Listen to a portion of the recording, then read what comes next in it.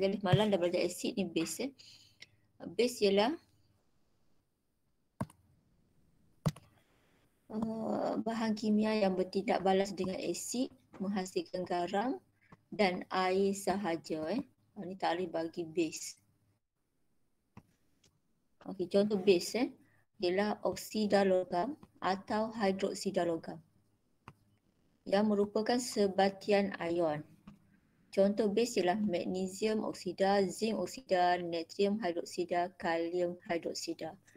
Itu maksud dia ialah oksida logam dengan hidroksida logam. Maksudnya kat sini logam, magnesium, ini dia punya oksida lah. Jadi istilahnya panggil oksida logam. Ni zinc logam, ni oksida. Itu dapat dikatakan oksida logam. Ataupun hidroksida logam. Contoh natrium hidroksida, kan? Natrium hidroksida dan kalium hidroksida. Boleh guna logam-logam lain sekalipun. Contohnya apa lagi? Kuprum oksida, kuprum 2 oksida lah. Kalau barium 2 oksida. Okey, kuprum 2 oksida iaitu base. Sebab base ni mesti oksida ataupun hidroksida logam. Bertindak balas dengan asid, sulfurik menghasilkan kuprum 2 sulfat, garam dan air. Itu sebab dia kata base ialah bahan kimia yang bertindak balas dengan asid untuk menghasilkan garam dengan air sahaja. Kalau ada hasil lain, contohnya karbon dioksida ke hidrogen gas ke, itu bukanlah base. Okey. Kuprum 2 oksida bertindak balas dengan asid sulfurik. Ada asid, ni garam dengan air. Okey, contohnya persamaan kimia dia. Ini kuprum 2 oksida, lepas tu ini asid. Nama garam nanti dia akan bercantum logam dengan ni sulfat ni. Jadi kuprum 2 sulfat. Kemudian air dan hidrogen ni bergabung dengan ni. So, bentuklah air. Okey, persamaan dia macam ni. Lepas tu awak cek seimbangkan macam biasa lah. Kuprum nak bentuk nama garam ni, dia mesti kuprum ni, logam ni bercantum dengan yang belakang ni, sulfat. Okey, lepas tu ini hidrogen dengan O. Jadi dapatlah air. Okey, zinc hidroksida lagi contoh, ini oksida logam ini hidroksida logam juga base Zinc hidroksida bertindak balas dengan asid hidroklorik menghasilkan nama garamnya zinc klorida dan air. Okay, nanti kita belajar lagi lah untuk tajuk garam, macam mana nak bentuk garam ni. Ini zinc hidroksida sejenis base dengan asid. So nama garam nanti zinc klorida. Kemudian air lah. Zinc klorida ni. Ini kita dah tahu dia macam mana nak bentuk dia berdasarkan ion dia. Zinc 2+, Cl negatif. Jadi bila kita bentuk sebatian atau nak bentuk garam tu, kita silangkan perkali cas dia, dapatlah formula macam ni. Nyatakan maksud apa benda yang bergeduk-geduk.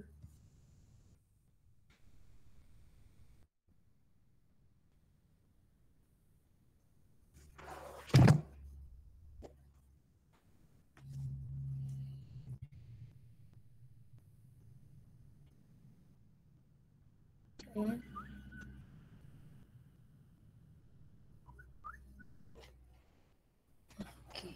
Nyatakan maksud alkali. Okey, ni alkali. Alkali ialah base yang larut dalam air. Alkali ialah base larut dalam air dan mengion kepada ion hidroksida. Kalau asid dia mengion kepada ion hidrogen, tapi kalau alkali ada ion hidroksida. Okey.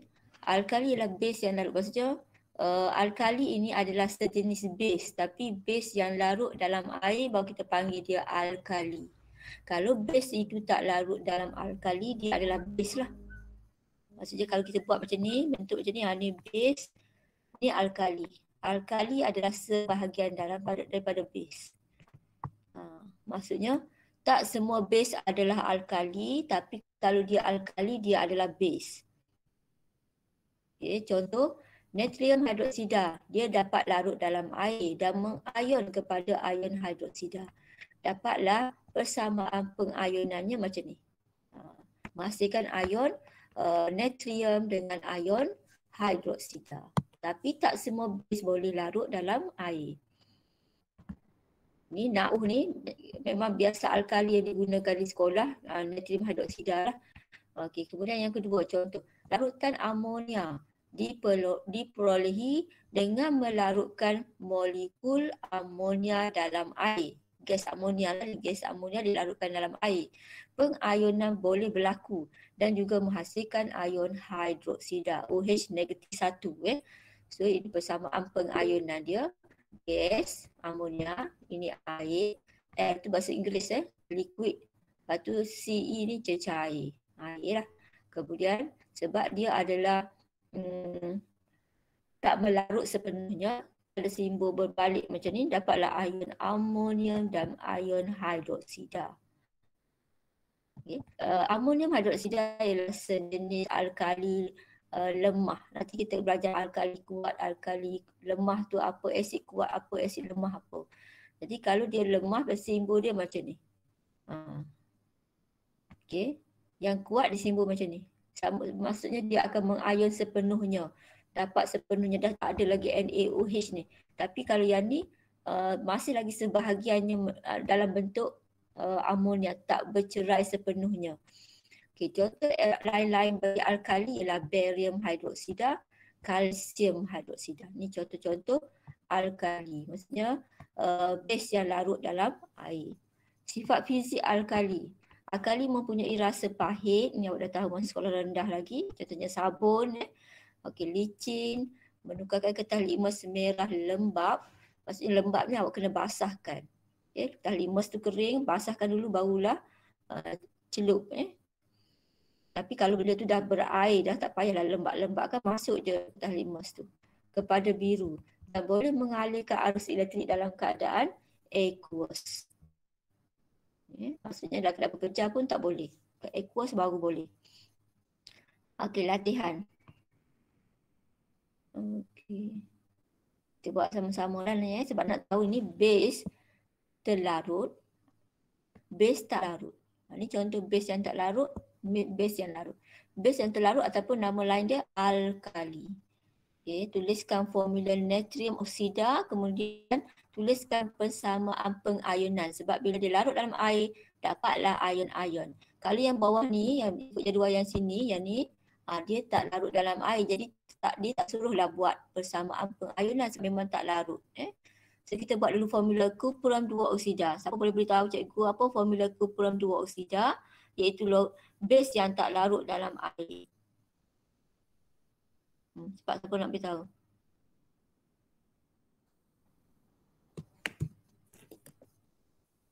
Kupuram 2 oksida, cepat. Formula memang kena mahir ya. Formula cuti seminggu ni ambil peluang hafal formula Kupuram 2 oksida.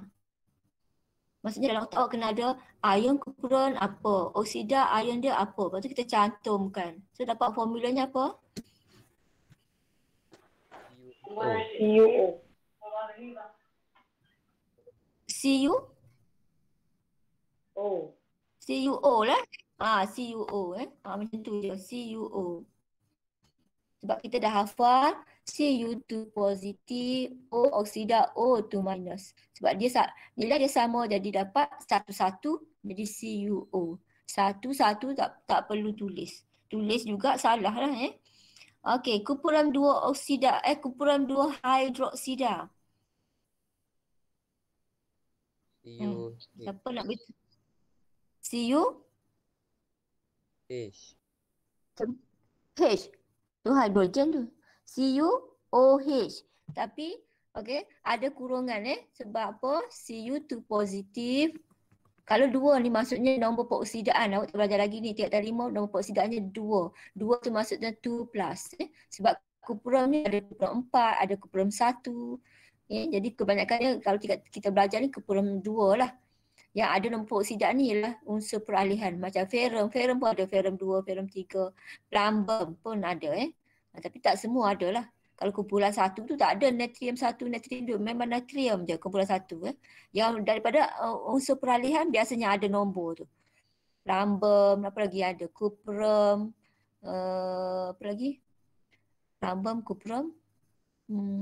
Saya pernah lupa dah. Okey, ni lah yang kuprum ni. Biasanya ada. Okey, hidroksida. Apa cas bagi ion hidroksida? Berapa cas dia? 2 minus ke? 1 minus ke? 3 minus? UH. UH. UH apa? Hidroksida. Minus. Ya, minus saja sebab dia satu. OH negatif satu. So, kita kena bentuk dia punya sebatian. Kita dekatkan. Lepas tu, kita kena buat kurungan. Sebab apa ni ada dua. Dua kena kurungan sebab ni huruf besar, huruf besar. Letak dua sini. Kalau huruf besar satu, huruf kecil satu, tak payah huruf besar. Sebab benda yang sama, satu jenis. Contohnya, cuprum chlorida. CuCl. Dua, tak payah kurungan sebab ni huruf besar, huruf kecil. Maksudnya benda yang sama. Unsur yang sama itu klorin. Tapi ni unsur lain-lain ni. Oksigen lain, hidrogen lain. So, kena buat kurungan. So, jawapannya Cu dalam kurungan UH2. Okay. Zinc hidroksida. Juga samalah kan. Kena ada kurungan sebab zinc 2+. Aluminium. Siapa ingat cas bagi aluminium? Al berapa? 2. Okay.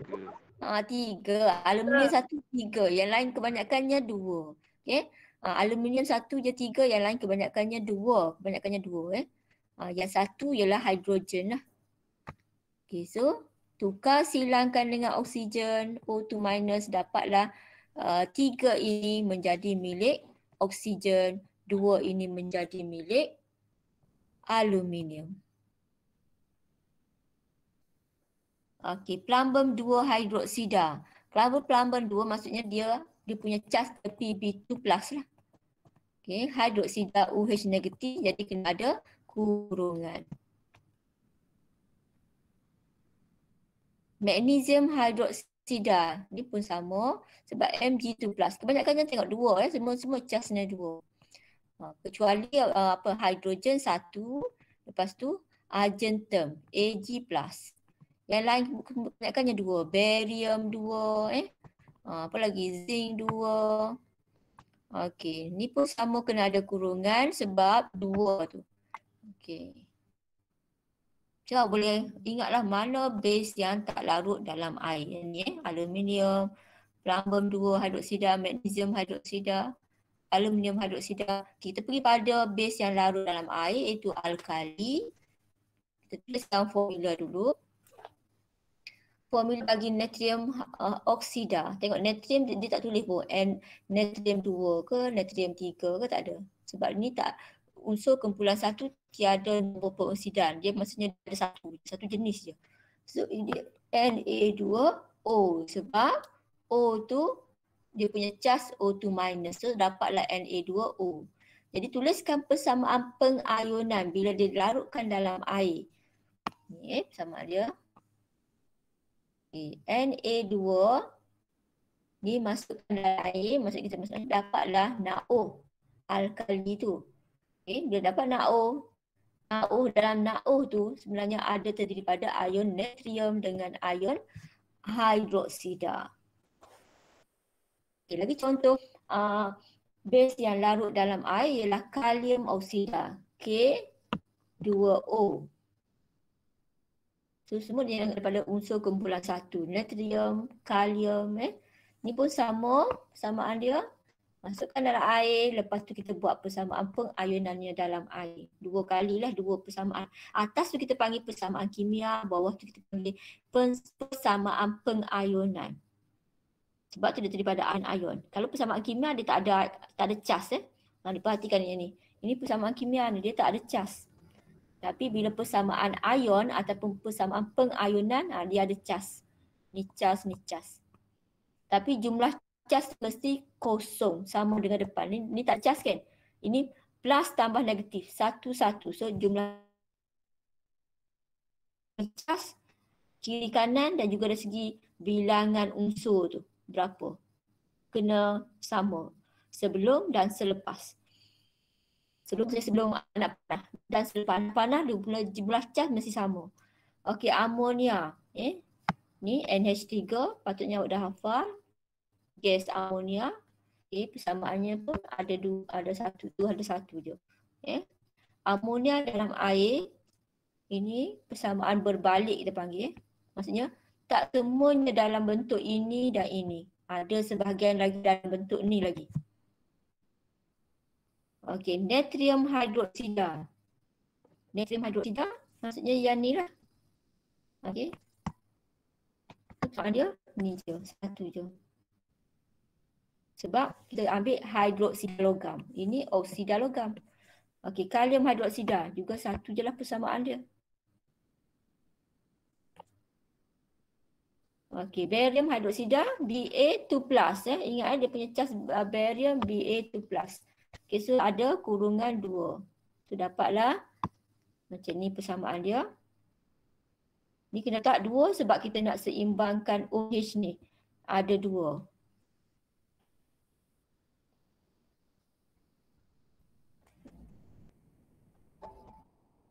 Kita salin dulu kejap.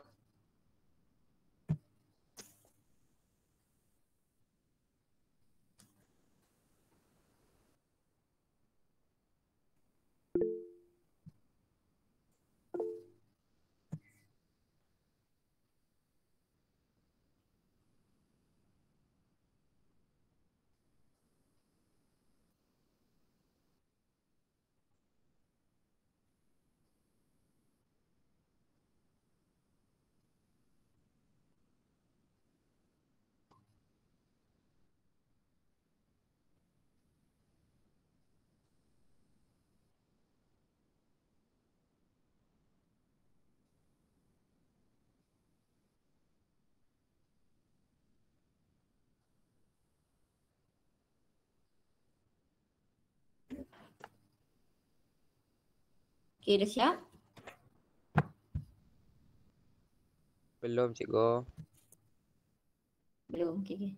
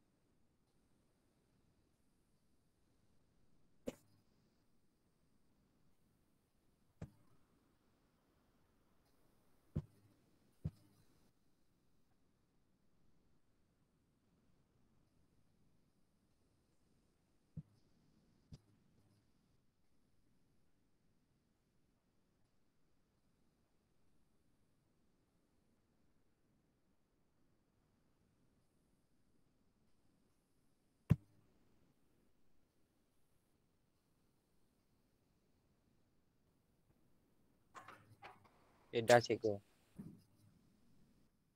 Okey dah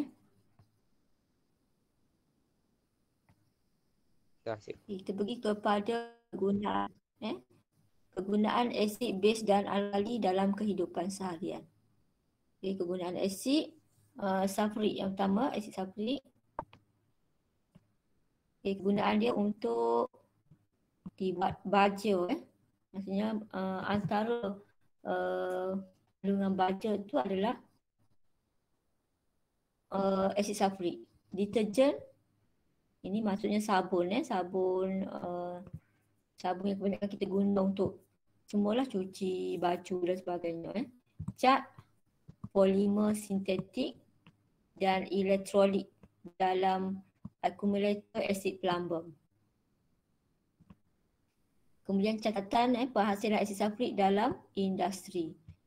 Ini tajuk tingkatan 4 ke tingkatan 5 ada lagi ni untuk menghasilkan asid sulfurik dalam industri. Okey, asid hidroklorik pembersih dalam pencuci tandas untuk membersihkan logam sebelum penyaduran. Penyaduran pun awak belajar nanti tingkatan 5. Asid hidroklorik bertindak balas dengan lapisan oksida pada permukaan logam. Sebab dia menghakis. Jadi digunakan sebagai pencuci logam. Okay, kemudian asid nitrik, pembuatan baja, bahan letupan, pewarna dan juga plastik. Okay, asid etanoik ni nama lain bagi cuka lah. Nama kimia dia asid etanoik. Untuk membuat cuka dan sebagai bahan pengawet untuk jeruk. Pengawet akan dipelajari lagi dalam sukatan pelajaran tingkatan 5 iaitu dalam tajuk kimia konsumer dan industri. Dalam tajuk subtopik bahan tambah makanan. Okey, kemudian asid benzoik untuk mengawet makanan. Pengawet akan dipelajari lagi dalam tajuk tingkatan 5, tajuk yang sama yang ni, kimia konsumer maksudnya kimia pengguna dan industri. Dalam subtopik dia bahan tambah makanan. Tingkatan 5 tajuk last 2 je, kebanyakan tajuk baca-baca sikit lah baca umum je. Bahan tambah makanan, lepas tu ubat, apa lagi? Sabun macam tu 3 topik depan tu macam awak belajar ni lah, dia berat 3 topik depan iaitu topik topik redox, sebatian karbon, termokimia. Lagi 2 ni. Tingkatan 5 bab je. Sikit tapi sikit-sikit pun kalau satu bab sampai 3-4 bulan belajar ni. Bab yang pertama tu. 3 bulan je, rasa 4 bulan ke. Panjang ni punya topik dia. Sebab karbon pun panjang. Tapi awak ni lagi banyak. 9 ke 10 bab. Lagi banyak. Okey, kegunaan base dan alkali. Amonia. Tahu base ataupun alkali maksudnya base yang larut dalam air lah. Macam kita belajar tadi. Amonia untuk membuat baja, asid nitrik, penghilang grease, mekekalkan latex dalam keadaan cair. Latex tu susu getah supaya dikekal tak beku, kita guna amonia. Penggumpalan latex akan dipelajari lagi dalam tajuk tingkatan 5, tajuk polimer. Ni tajuk yang keempat 4 polimer, kelima barulah kimia consumer. Okay, ni ada susu getah. Kat sekolah kita akan belilah susu getah daripada kebun getah. Lepas tu kita buat uji kaji macam mana nak mengelakkan susu getah itu daripada membeku. Dan satu lagi eksperimen, kita masukkan bahan supaya susu getah itu cepat beku. Macam tu 2 eksperimen. Kemudian kalium hidroksida ataupun kapur untuk menetralkan tanah berasid. Ini untuk pertanian. Jadi nak menetralkan tanah supaya dia sesuai untuk kita bercucuk tanam, dia masukkan kapur ataupun kalsium hidroksida. Juga untuk membuat simen dan air kapur. Okay, magnesium hidroksida. Okay, untuk membuat ubat gigi dan antacid untuk menetralkan asid berlebihan di dalam perut. Ubat lah ubat untuk sakit perut. Okay, natrium hidroksida untuk membuat sabun dan juga deterjen. Okay, sabun dan deterjen akan dipelajari lagi dalam topik tingkatan 5, kimia konsumer dan industri. So, di sekolah nanti kita akan buat sabun dan juga deterjen lah. Deterjen kita tak buat lah, biasanya kita di rumah semua deterjen, kita buat sabun saja. Aluminium hidroksida untuk membuat ubat gigi dan juga antacid untuk menetralkan, maksudnya sama dengan magnesium hidroksida. Semua alkali sebab nak neutralkan asid yang dikeluarkan oleh bakteria dalam mulut kita dekat-dekat gigi tu jadi dia nak neutralkan balik guna alkali supaya neutral, jadi tak adalah gigi kita terkakis disebabkan oleh asid yang dikeluarkan oleh bakteria. Okey, kita pergi kepada peranan air. Peranan air dan sifat asid. Bagaimana anda menjelaskan peranan air dalam pembentukan ion hidrogen yang menyebabkan sifat berasid? Okay, molekul asid mengion dalam air membentuk ion hidrogen. Kehadiran ion hidrogen diperlukan asid untuk menunjukkan sifat-sifat keasidan. Maksud ayat ni, maksudnya kalau asid itu saja tak ada air, dia tidak akan menunjukkan sifat-sifat keasidan. Sifat asid itu seperti menukarkan ketah litmus, mengkakis, dia tidak akan menunjukkan sifat asid jika tiada air. Sebab bila tidak ada air, tak terbentuklah ion hidrogen. Asid tidak menunjukkan sifat berasid tanpa air atau tanpa dilarutkan dalam pelarut organik. Terangkan. Okay. Asid akan kekal dalam bentuk apa? Dalam dua keadaan. Okay. Dalam bentuk molekul. Asid tidak menunjukkan sifat asid, sifat berasid tanpa air atau tanpa dilarutkan dalam pelarut organik. Terangkan. Okey, asid akan kekal dalam bentuk molekul dalam dua keadaan. Itu tanpa kehadiran air. Contohnya gas hidrogen klorida. Ni kita tahu hidrogen klorida ni lah sebatian kovalen sebab hidrogen bukan logam, klorin bukan logam. Jadi dia adalah sebatian kovalen dalam bentuk gas. Gas kering tanpa air. Dan asid etanoik glasia.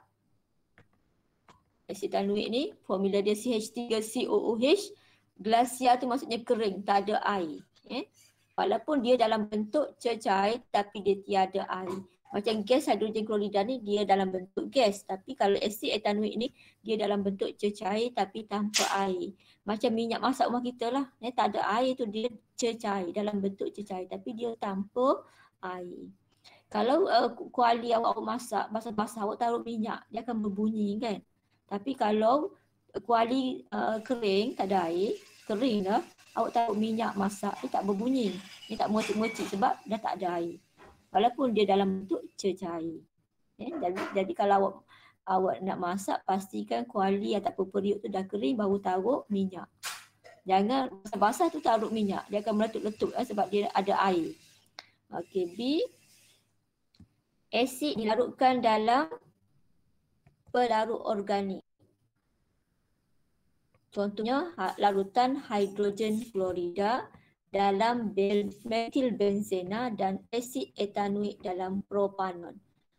Okay, pelarut organik dalam kat sini ni ialah metil benzena dan propanon. Contoh-contoh pelarut organik ni metil benzena dengan propanon. Okay. Maksudnya ini kekal dalam bentuk molekul dalam dua keadaan ini. Iaitu tanpa kehadiran air ataupun satu lagi asid itu dilarutkan dalam pelarut organik. Okay, ada banyak lagi pelarut organik tapi antaranya ini metil benzena dengan propanon. Maksudnya contohnya larutan hidrogen klorida dilarutkan dalam metil benzena dan asid etanoik. Dan asid etanoik dalam propanon. Ini contoh ni. Satunya digunakan hidrogen klorida tapi dilarutkan dalam metil benzena. Satu lagi asid etanoik dalam propanon. Jadi yang pelarut organiknya yang ni. Metil benzena dengan propanon. Okay. Etanoik glasia adalah asid etanoik yang tulen. Yang kering tanpa air. Pelarut organik adalah sebatian kovalen yang wujud sebagai cecair pada suhu bilik. Seperti propanon, metil benzena dan triklorometana. Yang awak hafal tiga ni je lah. Pelarut organik propanon, metil benzena trichlorometana. Maksudnya dia adalah, semua ini adalah sebatian kovalen, bukan sebatian ion. Jadi dia akan melarutkan sebatian kovalen juga. Contohnya contohnya hidrogen klorida tu dia adalah kovalen. Tapi dia tak ada air lah, tak ada air. Maksudnya dia tak akan mengion dan tidak akan menunjukkan sifat-sifat asid. Asid etanoik glasial pun sama, dia tak ada air. Jadi dia adalah asid etanoik yang tulen tanpa air. Jadi tengok contoh bagi faham lagi. Contoh 1.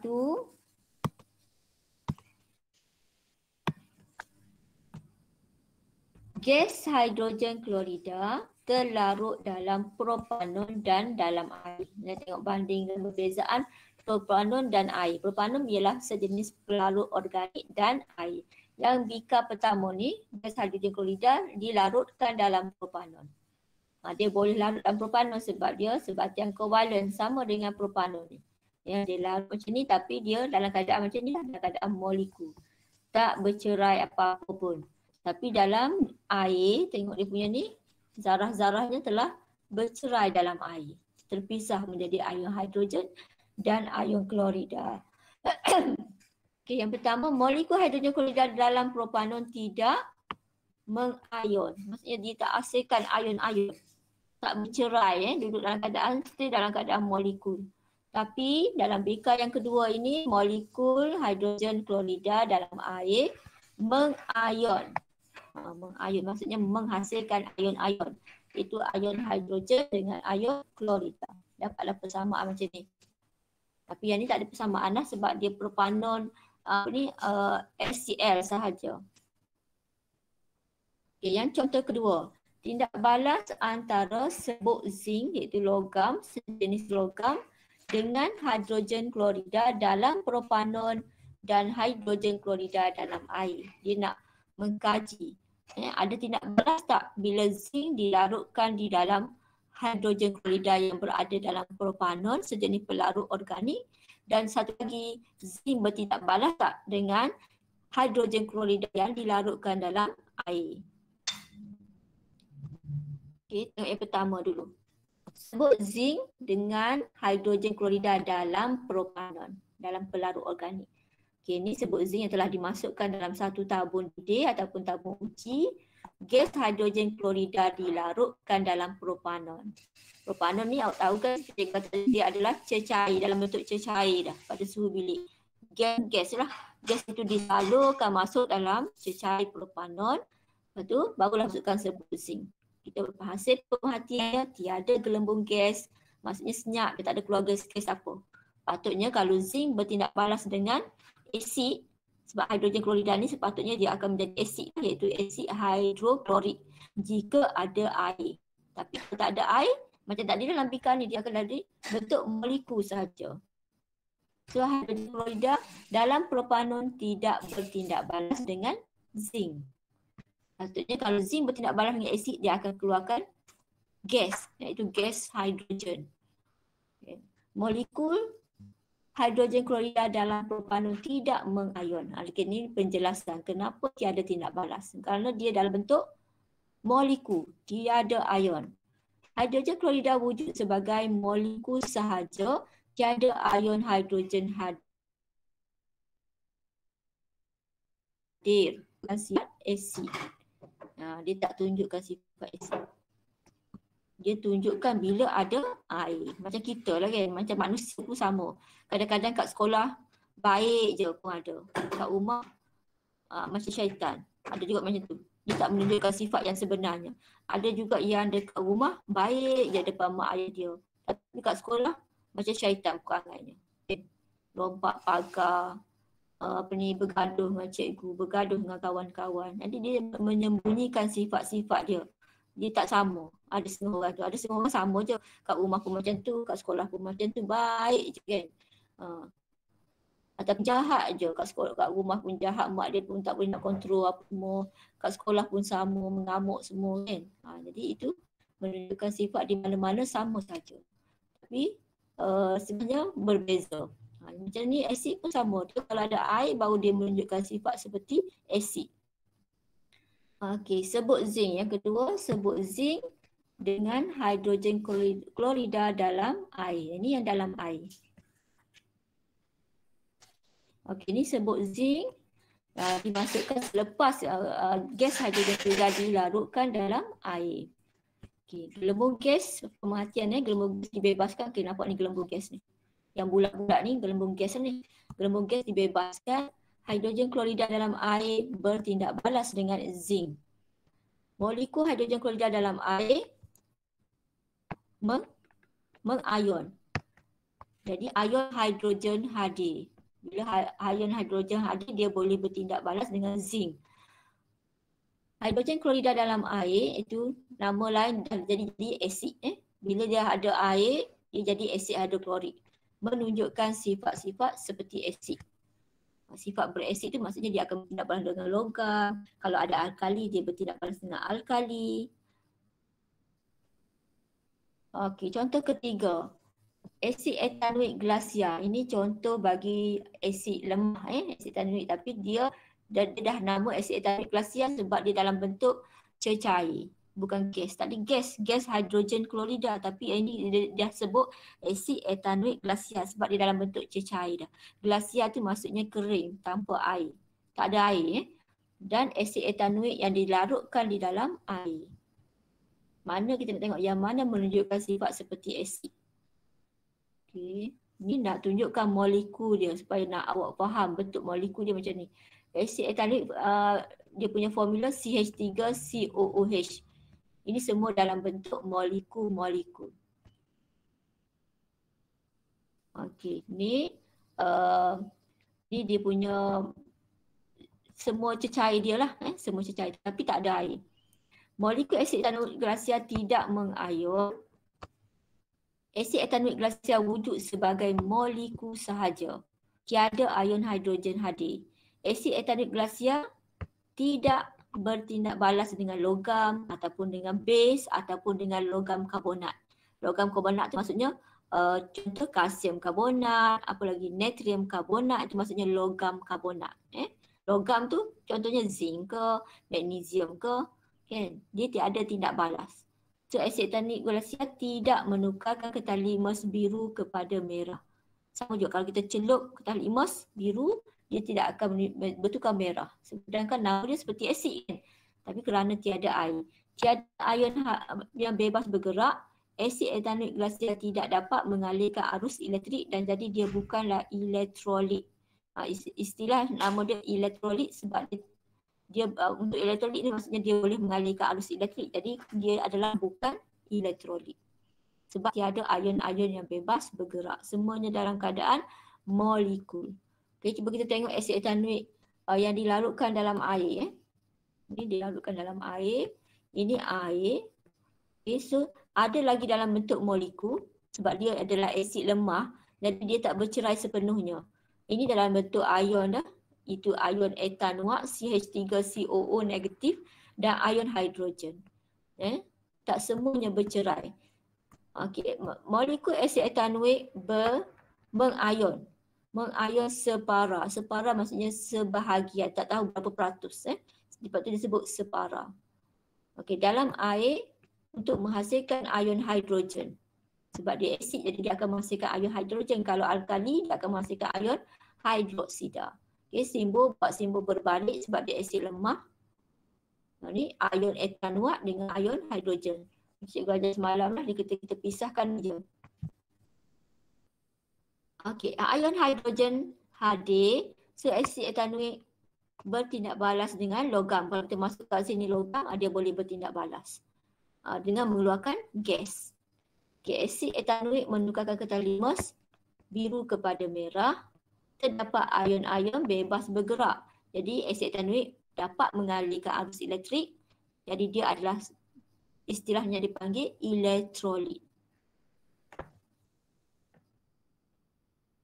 Okey, ada nak tanya ke? Tak ada Cikgu, Ya. yang AK tu benda cikgu. AK tu ringkasan kepada aqueous. AQUEUS. Aqueous. Aqueous tu maksudnya bila ada air. Bila ada air dia membentuk cecair.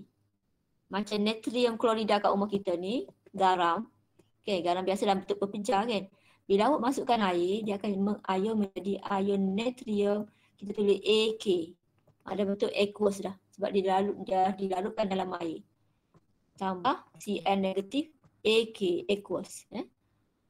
Kalau cecair saja tanpa air, kita bentuk Ce, cecair. Ataupun bahasa Inggerisnya liquid, L. Tu cecair tanpa air, dia memang dalam bentuk cecair. Contohnya minyak masak ke kan. Apa lagi? Minyak motor tu ke, ada Ce, dia tanpa air. Yang ada air je kita boleh AK. Okay, ada yang tanya tak ada kalau P tu bahasa dalam bentuk pepejah. Bahasa Inggeris solid, S. Tapi ni tak perlu tulis sebenarnya. Awak nak tulis apa, tak nak tulis pun tak apa. Tapi kalau tulis pastikan betul. Kalau bahasa Inggeris ni AK ni dia jadi AQ, aqueous. AQ. Tu kalau awak baca buku kan ada jumpa ni AQ, betul AK apa benda, padahal benda yang sama je. Tu aqueous tu bahasa Inggeris, AK bahasa Melayu. Okey, kita pergi kepada peranan air. Sikit lagi peranan air. Okey. Ni untuk alkali alkali Okey, bagaimanakah anda menerangkan peranan air dalam pembentukan ion hidroksida yang menyebabkan sifat kealkalian? Okey, alkali larut dan mengayon dalam air. Ini untuk kes alkali saja. Kalau base, tak semua base tu larut dalam air kan. Ni alkali ialah base yang larut dalam air. Kita jadi alkali larut dalam air dan mengayon dalam air untuk menghasilkan ion hidroksida. Tanpa air atau dalam larutan organik, tiada ion hidroksida dihasilkan. Oleh itu sifat kealkaliannya tidak ditunjukkan. Okay. Alkali tidak menunjukkan sifat alkali tanpa air atau bila dia dilarutkan dalam pelarut organik. Pelarut organik yang tadilah macam propanon, metilbenzena. Jadi sama juga, dia tak ada air jadi dia tidak akan menunjukkan sifat-sifat seperti alkali. Ini contohnya natrium hidroksida tanpa air. Ini maksudnya kalau ambil pepejah natrium hidroksida tu awak just panaskan. Dia jadi macam leburan tanpa air. Satu lagi natrium hidroksida yang dilarutkan dalam air. Kalau kita tengok di makmal sekolah, natrium hidroksida ni rupa dia putih-putih, bulat-bulat itu, kecil-kecil. Dia maksudnya dalam bentuk pepejah. So kita tak boleh pegang dengan tangan sebab dia jadi macam licin-licin, lepas tu dia boleh menghakis juga. Bukannya asid saja menghakis, alkali pun dia menghakis. Lepas tu jadi kalau kita nak buat eksperimen ni, nak tunjukkan mana yang menunjukkan sifat alkali, satu kita larutkan dalam air, kacau, memang dia akan larut dalam air sebab dia ada alkali, dia boleh larut dalam air. Satu lagi yang tanpa air, awak just panaskan ke ataupun masukkan dalam pelarut organik yang tiada air. Contohnya metilbenzena, propanon. Okey, contohnya ni pepejah natrium hidroksida tanpa air. Okey, jadi bila pepejah dia tersusun macam ni. Dia punya zarah-zarahnya tersusun rapat-rapat teratur kan. Dan tidak boleh bergerak. Dah belajar kan kalau pepejah dia punya susunan dia tak boleh bergerak, hanya bergetar pada kedudukan setempat. Okay, ion natrium dan ion hidroksida ditarik oleh daya elektrostatik yang kuat dalam pepejah natrium hidroksida. Natrium hidroksida tidak mengayon kepada ion hidroksida. Ini kalau tak mengayon ni ialah pepejah natrium hidroksida tidak bertindak balas dengan garam amonia. Pepejah natrium hidroksida tidak menukarkan getah limas merah kepada biru. Okey. Tiada ion bebas bergerak, pepejah natrium hidroksida tidak mengalirkan arus elektrik. Tidak dapat mengalirkan arus elektrik, jadi dia adalah bukan elektrolit. Sebab dia tidak bebas bergerak. Ion airnya tidak bebas bergerak. Ini dalam bentuk pepejah. Okey, yang ni bila dilarutkan dalam air. Okey, natrium hidroksida pepejah tadi dilarutkan dalam air, dapatlah larutan natrium hidroksida. Okey, ni air. Tengok dia semua bercerai sebab dia adalah alkali kuat. So tak adalah dapat lagi yang bentuk molekul, tak ada. Natrium hidroksida mengayon dalam air menghasilkan ion hidroksida. Okey, ini persamaan pengayonannya. Okey, ion hidroksida hadir, larutan natrium hidroksida bertindak balas dengan asid menghasilkan garam amonia. Sebab dia ni adalah nama garam dia lain sikit lah, garam amonia. Kalau yang biasa, yang alkali biasa contohnya natrium, yang garam amonia. Pelik pula garam amonia. Natrium hidroksida. Kita dapat apa? Okey, larutan natrium hidroksida menukar kertas limas biru kepada merah. Merah pada biru lah, ke biru pada merah ni terbalik salah ni. Okey, salah betulkan ni. Ni larutan natrium hidroksida menukar kertas limas merah kepada biru.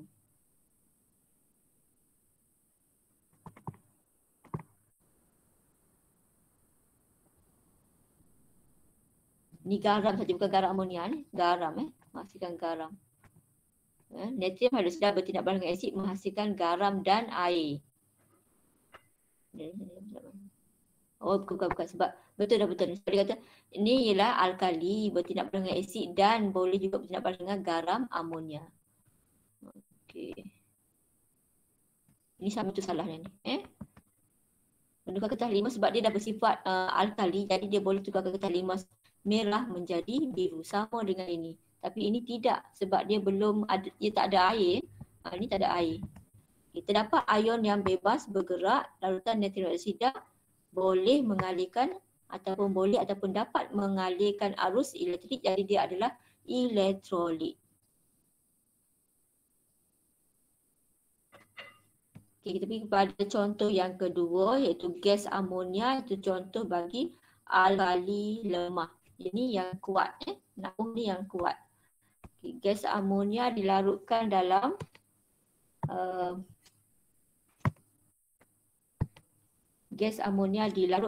propanon dan yang dilarutkan dalam air. Beza, okey. Propanon ialah pelarut organik. Jadi dia tak ada air. Ni gas amonia dilarutkan dalam propanon, tak ada air. Ini dalam air. Ni propanon pelarutnya, ini air. So dapatlah ion, ada lagi dalam bentuk molekul sebab dia adalah contoh alkali lemah, tak bercerai sepenuhnya. Ini yang dah bercerai, ion amonium dengan ion hidroksida. Ini semua kekal dalam keadaan molekul. Tiada pengayonan berlaku. Molekul amonia dalam propanon tidak mengayon. Amonia dalam propanon hanya wujud sebagai molekul, tiada ion hidroksida hadir. Amonia dalam propanon tidak bertindak balas dengan garam amonia. Amonia dalam propanon tidak menukarkan kertas limas merah kepada biru. Okay, tiada ion bebas bergerak, amonia dalam propanon tidak boleh ataupun tidak dapat mengalirkan arus elektrik. Ini yang penting kuncinya ya. Kalau tak ada air memang dia tiada apa-apa. Tak ada respon, tak ada tindak balas. Awak taruh apa-apa pun tak ada tindak balas. Okey, yang ni yang ada air, molekul amonia mengayon separa. Sebab dia separa sebab dia lemah. Kalau natrium hidroksida tadi tulis mengayon saja kan? Mengayon saja. Ni mengayon, dapat mengayon dalam air. Tapi yang ni kita panggil mengayon separa dalam air, menghasilkan ion hidroksida. Tapi jumlah dia tak banyak lah sebab masih lagi banyak dalam keadaan ini. Tidak mengayon sepenuhnya. Jadi kuantiti OH negatif dia kurang berbanding natrium hidroksida tadi. Itu contoh bagi alkali kuat. Ini alkali lemah, jadi jumlah kuantiti OH negatif dia sikit. Ion hidroksida hadir, jadi amonia aqueous bertindak balas dengan asid dan garam amonia. Amonia aqueous menukarkan kertas limas merah kepada biru. Terdapat ion-ion bebas bergerak, jadi amonia adalah elektrolit. Amonia aqueous adalah elektrolit. Aqueous maksudnya yang telah dilarutkan dalam air. gas amonia yang dilarutkan dalam air ni. NH3 ni gas, ini lain ini ion amonium. Ni ramai pelajar yang dia ingat ke amonium tu sama je formula dia. Lain ion amonium NH4+, tapi gas amonia NH3. Tak ada cas bagi gas. Okey. Ini dah eksperimen. Eksperimen ni untuk menunjukkan sifat asid. Sebab saya kata tajuk ni banyak eksperimen jadi kita di sekolah kita akan buat ni baliknya. Kalau bentuk pepejar tak ada air, betul tak dia tak menukarkan getah limus? Betul tak tiada tindak balas Okey, sekejap. Ya ada kekuatan asid. Ni baru kita belajar kekuatan asid yang cikgu sebut tadi, asid kuat, asid lemah. Kita buat belajar besok lah ni eksperimennya dengan apa maksud asid kuat, asid lemah dan alkali kuat, alkali lemah tu apa benda. Okey, boleh? Sekejap saya tengok ada ni tak, ada homework tak? Ni